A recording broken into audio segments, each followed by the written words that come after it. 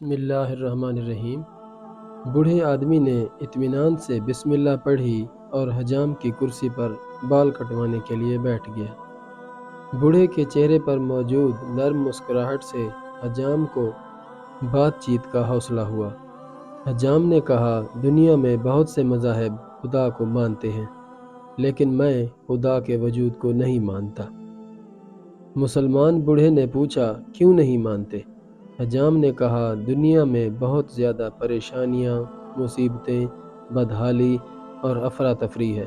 اگر خدا کا وجود ہوتا تو یہ سب مصیبتیں اور پریشانیاں بھی موجود نہ ہوتی۔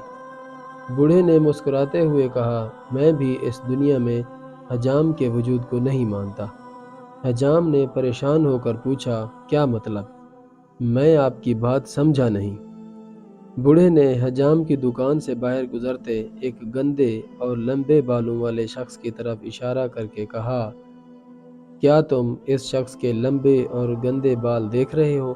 حجام نے کہا، جی ہاں، لیکن اس کا میری بات سے کیا تعلق؟ بوڑھے نے نرم لہجے میں کہا، اگر حجام ہوتے تو لمبے اور گندے بالوں والے لوگ بھی نہ ہوتے۔ حجام نے کہا، ہم موجود ہیں، لیکن ایسے لوگ ہمارے پاس نہیں آتے۔ بوڑھے نے مسکراتے ہوئے کہا، بالکل، خدا بھی موجود ہے، لیکن لوگ خدا کی طرف رجوع نہیں کرتے۔